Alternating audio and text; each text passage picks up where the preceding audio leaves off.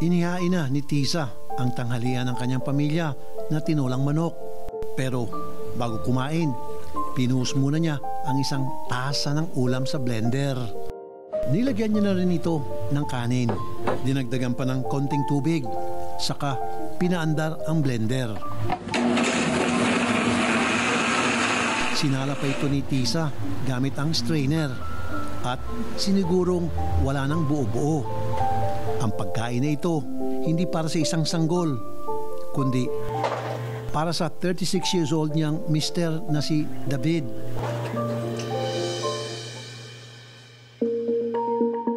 Nagsimula ang lahat nang minsang mahirapang kumain si David. October last year, 2024. Sabi niya sa akin, may ano daw yung bibig niya, may singaw. Medyo nga, hindi nga siya masyado na kumakain kasi masakit nga daw. Pero kahit pa paano, nakakakain naman. Tapos after 2 weeks, parang mas lumala na hindi na talaga siya. Kasi ang pinapaluto na lang niya, parang mga puro noodles na lang, tsaka lugaw. Sabi ko, ang okay naman ng singaw mo. Bakit hindi pa gumagaling? Dapat within 2 weeks, okay na yan. Tapos pagtingin ko sa bibig niya, hindi pala siya singaw. Para siyang puti-puti dun sa dila, tsaka dito sa bibig. Ang mistulang mga singaw na ito sa bibig ni David, hindi nila akalain na senyales pala ng mas matinding sakit. Iniisip namin yung bulok niya lang ng ngipin, kaya ganun yung bibig niya. Kaya ginawa namin, pinabunot namin sa dentista. Pero after a week, hindi pa rin nawala yung mga puti-puti. Mas lalo siyang halos hindi na talaga makakain. Ang sabi lang ng dentista, parang eucoplakia. Tapos binigyan lang kami ng pampahid, ayun. Hindi umepekto ang pamahid na bigay ng dentista. Habang tumatagal, lumalala pang kondisyon ni David, kaya nagpatingin na sila sa ibang espesyalista. Ngayon, dahil hindi nga siya umu-okay, yung ginawa ko, dinala namin ng ENT. Sa ospital na talaga. Ngayon, nagpa-test yung ENT, mataas daw yung infection niya. Kaya ang ginawa, binigyan siya ng pangmumog na antibiotic, tsaka may ini-intake siya na gamot na antibiotic. So, bumuti ba yung kalagayan niya? Hindi po eh. Kasi hindi niya naiinom yung antibiotic. Gawa ng hindi siya nakakakain. Sinusuka niya lang yung antibiotic. Hindi kaya ng sikmura niya dahil wala pong laman eh. Walang laman yung tiyan niya eh. Sa pagkakataong ito, hindi na lamang simpleng antibiotics ang inireseta sa kanya ng doktor. Tapos, sa papansin ng doktor, hindi kasi gumagaling. Kahit nag-steroids na siya na-confine po kasi siya November. Nag-steroid siya hanggang December. Tapos, pag punta namin sa ibang ospital, pinag-steroids din siya. Ngayon, nagtataka po yung doktor na derma kasi halos ilang buwan na siya nag-steroid, 3 months na, pero hindi tumitigil yung pagsusugat.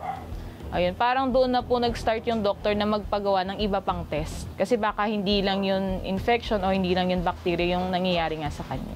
Sa puntong ito, ilang buwan nang nagpapa-ospital at nagpapagamot si David. Ngunit hindi pa rin bumubuti ang kanyang kondisyon. Ang masama pa, kumalat na sa iba pang bahagi ng kanyang katawan ang nooy inakala lamang nasingaw. Parang nagpa-progress lang yung simptomas, 'di ba, sa bibig tsaka sa private part, tapos sa kamay. Yung mga dito, parang pag pinipindot niya, nagkakaroon ng discharge. Yung mata niya hindi na tumitigil sa pagmumuta. Tapos saka parang medyo namamaga. Yung tenga niya naglalabas din ng parang nana. Sunod-sunod na ganun yung nangyari. Hindi talaga umu-okay. Nitong Agosto, ang karamdaman ni David, nabigyan na rin ng pangalan. Lumabas po na autoimmune siya, tapos yung tawag, paraneoplastic pemphigus. Ang explanation po ng doktor, kapag may ganun ka daw na autoimmune, ibig sabihin, meron kang cancer o kaya tumor na tumutubo sa loob ng katawan mo. Bago magkasakit, isang napakasipag na motorcycle taxi rider si David.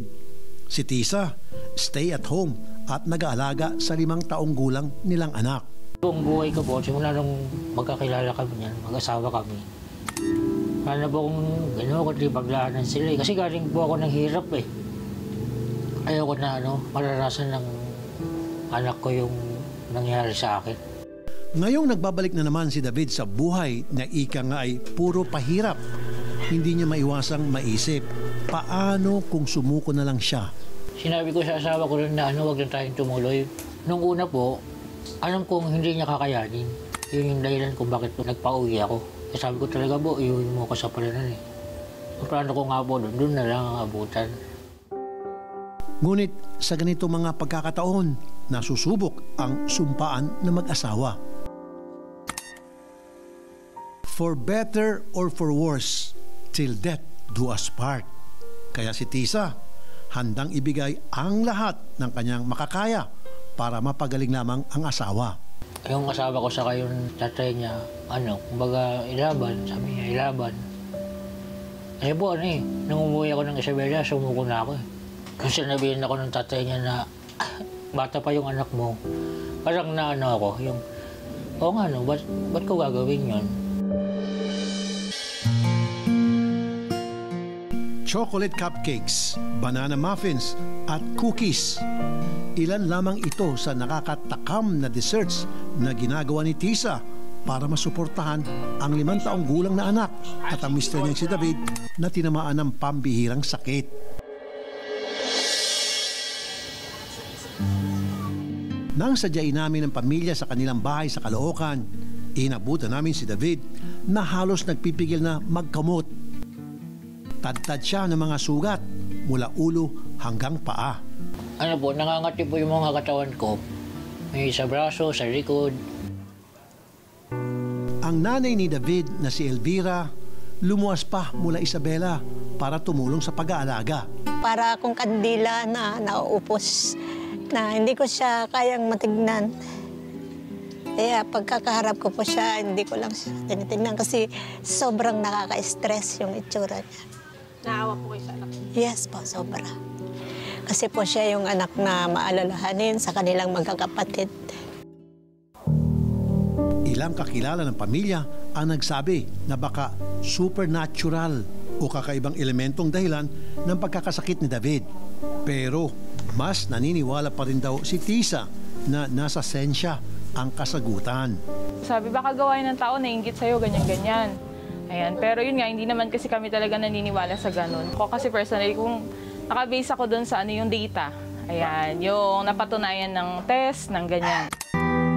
Ang sakit na tumama kay David, halos 500 kaso pa lang ang napapaulat sa buong mundo. Ayon yan sa US National Center for Biotechnology Information. Kailangan pang saliksikin, kailangang lumaban. Sobrang hirap po. Grabe, sobrang hirap. Kasi talagang parang yung buhay mo, pag-ikot. Ganun. Tapos ako lang lahat. Yan. Ang kaya mahirap. Mahirap talaga. Kasi siya naman yung dati. Nagpo-provide lahat, ganyan. Nag-aalaga sa amin. Ngayon, baliktad na. Ganun. Kaya medyo mahirap po. Kasi sabi ko nga sana, buti kong simpleng lang, sakit lang. Ganun, na-stroke ka lang. Kaso hindi. Mahirap na sakit pa yung yung tumama sa'yo. Kaya sobrang hirap. Kasi parang may araw-araw mo siyang nakikita na parang binabalatan ng buhay. Kasi nawawala yung balat eh. Laman na lang makikita mo. Kaya yun, masakit talaga. Halos 1 taon na ngayon mula na magkasakit si David. Ang kanilang lakas, hinuhugot nila sa isa't isa at siyempre sa dasal. Anong madalas na dinadasal? Namakayanan ko lang. Dati kasi nagtatanong pa ko, bakit? Bakit? Sa lahat ng sakit yun pa. Sa dami ng tao, bakit asawa ko pa? Ganun. Maging matatag, yan, maging malakas. Yung mentally, tsaka yung katawan para maalagaan ko siya. Tsaka yung anak namin. Superhero ko po yan. Kasi kanina nga naiiyak ako pag naririnig ko siya eh. Wala na po kasi ako magawa talaga. Siya na lahat eh. Sabi nga namin dalawa laban lang. Kung ano man yung maging resulta sa dulo, ang mahalaga, lumaban tayo. Kumbaga, yung mapapasa namin sa anak namin na, lumaban yung papa mo. Para sa'yo, hindi kami sumuko. Ginawa namin lahat ng paraan. Yun lang po yung lagi namin pinag-uusapan. Lalaban lang tayo, Ben. Kasi tagal na rin namin lumalaban. Gusto ko pa ba tayo? Yun, ganun lang po lagi. Agad kaming nakipag-ugnayan sa isang eksperto upang malinawan ang sakit ni David. Para natin ma-diagnose o matumbok yung diagnosis ng paraneoplastic pemphigus, gusto nating tingnan yung iba ring laboratories kasi kailangan nating i-rule out yung mga ibang diagnosis. Napaka-konti, napaka-rare nitong sakit na to. Naiilan lang yung mga kaso sa buong mundo. So wala tayong malakihang study na magagamit natin para aralin siya. Nagre-rely tayo sa mga reports na nakalabas sa literature tungkol sa mga pasyenteng nagkaroon na. Goal natin, since considered siya an autoimmune disease, nakasabay ng lymphoproliferative disorder, is i-identify natin dapat yung lymphoproliferative disorder as best we can. Dahil magtatagal pang gamutan ni David, heto ang pang-isang buwang groceries at tulong pinansyal para makabawas naman sa kanilang pasanin. Sa hospital po siya ngayon, nag-antay po siya para po ma-open biopsy. Kaya po yung itong tulong po na binigay ni Senator Raffy, sobrang laking tulong po talaga nito kasi yung mga expenses po na gagamitin doon sa hospital talagang kailangan talaga namin. Kaya maraming salamat po. Senator Raffy, sana po ay bigyan pa kayo ng mahabang buhay upang patuloy na makapagbigay po ng tulong sa amin. Malaking bagay po itong lahat ng mga ito. Salamat po na marami. Salamat po. Salamat po, Senator Raffy, sa tulong. Thank you po.